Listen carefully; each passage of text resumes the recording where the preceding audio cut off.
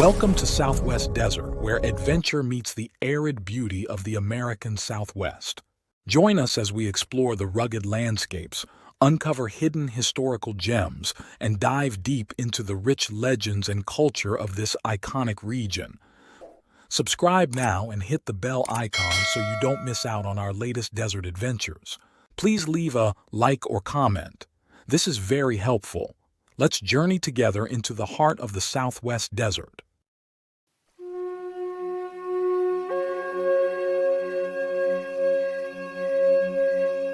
Picture this. Saturday night, 1880s Arizona territory. Music spills from a dance hall in the Santa Rita Mountains. Inside, Mexican miners celebrate with their señoritas. Outside, Empire Ranch cowboys pound locked doors demanding entry. But tonight, the miners aren't sharing. What happens next involves exploding bullets down a chimney, a jealous lover with a knife, and a cowboy with a drawn Colt, a night that nearly ended in bloodshed. This isn't Hollywood fiction. This is Greaterville, Arizona, where fortunes were made and lost, justice was dispensed from underground jails, and water was more precious than gold. Welcome to Southwest Desert. Today we're exploring Greaterville, a settlement that packed more drama into 2 decades than most towns see in a century. Our story begins in 1874, when prospector A. Smith worked his way through the Santa Rita Mountains, 45 miles southeast of Tucson. Smith was seeking the glint of gold in rocky washes and creek beds, and on one fateful day, he found it. The placer gold Smith discovered wasn't scattered flakes. These were rich gravels loaded with precious metal. Word spread like wildfire across Arizona territory.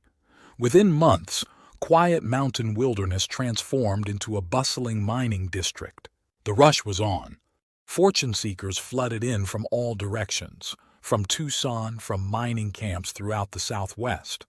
But remarkably, this discovery attracted not just typical Anglo-American miners, but hundreds of Mexican families who saw opportunity in these mountain valleys. Greaterville emerged with a unique character. At its peak, nearly 400 Mexican residents and 100 American settlers called it home. Spanish was heard as frequently as English on dusty streets. The town's social fabric was woven from 2 distinct cultural traditions. Early miners faced harsh reality, building a community in one of the most challenging environments imaginable. The Santa Rita Mountains were beautiful but unforgiving. Water was so scarce it became more precious than gold itself. Where others saw obstacles, enterprising residents saw opportunity. Mexican families organized water-carrying operations, using canvas bags and burros to transport water from Gardner Canyon to the thirsty settlement. This backbreaking work provided steady income while serving an essential need. These water carriers became Greaterville's unsung heroes, making daily life possible for hundreds of miners and families. Without their innovation, the town couldn't have functioned. As Greaterville grew, it developed frontier settlement characteristics. Dance halls provided entertainment for miners who worked brutal days. Saloons offered gathering places for news and gossip. General stores supplied everything from mining equipment to necessities. The town lacked refinement but didn't want for essentials. It was rough, a mining camp carved from wilderness, but provided what residents needed to build lives and pursue dreams of striking it rich. Maintaining order in a booming town with 500 residents, multiple saloons, and get-rich-quick tensions required creative solutions. Deputy Sheriff Bob Kirker kept the peace alongside Justice of the Peace Patrick J. Coyne. Together, they represented the thin line between civilization and chaos. But Greaterville's most memorable feature was its jail. Not iron bars or wooden cells, but a round hole dug into the ground.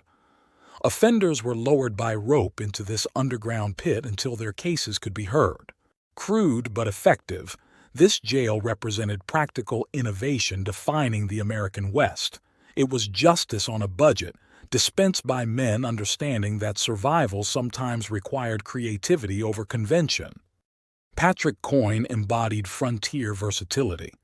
Beyond serving as justice of the peace, he operated a night school until Greaterville achieved something remarkable, establishing its first public school in 1882. This was extraordinary. Only two other schools existed in entire Pima County. The commitment to education showed residents envisioned permanent community beyond gold deposits. During peak years in the late 1870s and early 1880s, dreams seemed attainable. Rich gravels continued yielding impressive returns. Miners earned over $10 worth of gold daily, substantial when skilled Eastern laborers might earn $1 for full days. Mining techniques were simple but effective.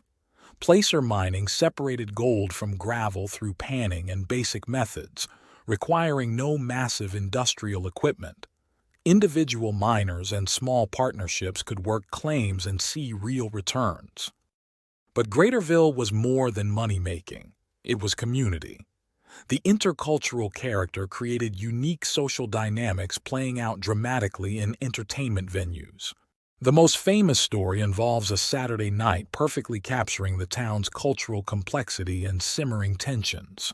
Empire Ranch cowboys from a cattle operation 7 miles east regularly visited town for supplies and entertainment. This particular evening, they arrived expecting to join festivities at a dance hall where a bale was in full swing. But they discovered locked doors.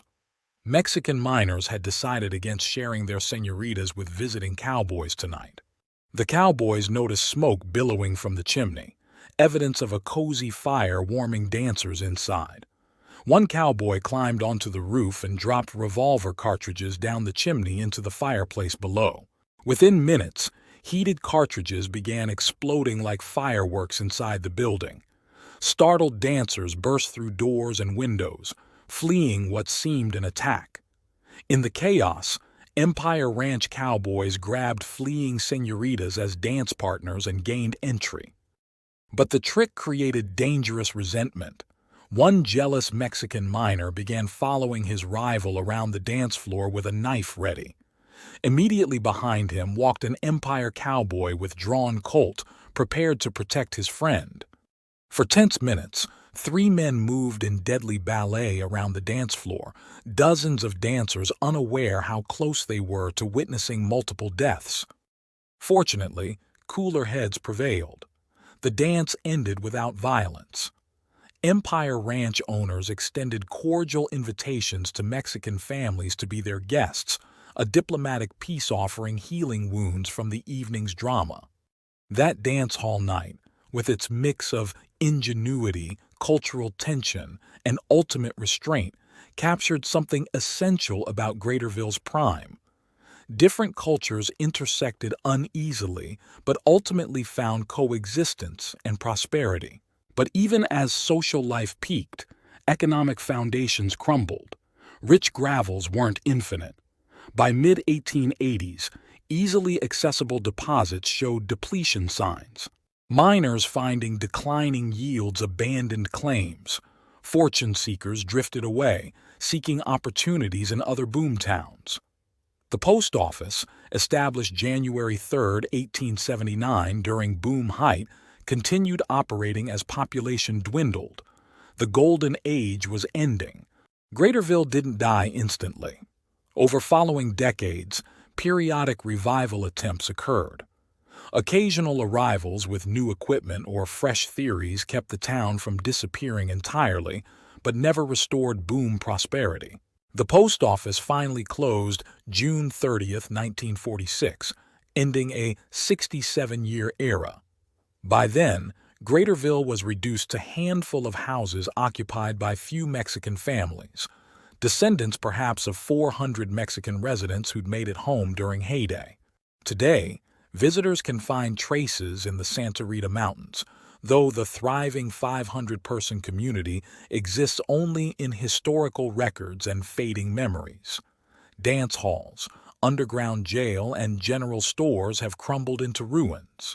But Greaterville's story endures as perfect example of boom and bust cycles defining the American West.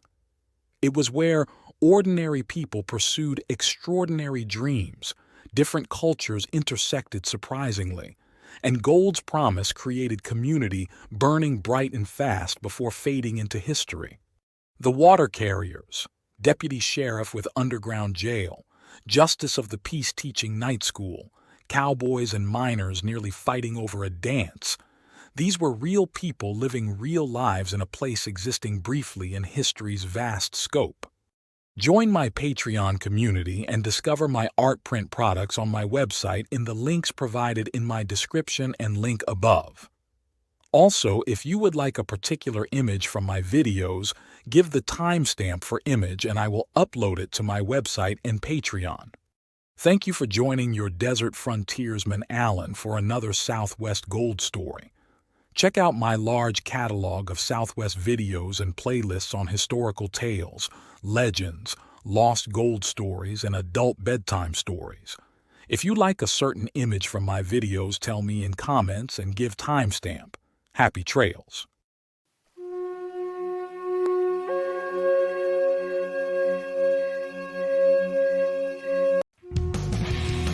Thanks for watching.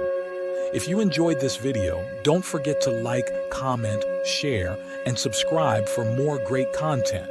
Hit the notification bell so you never miss an update. See you in the next video.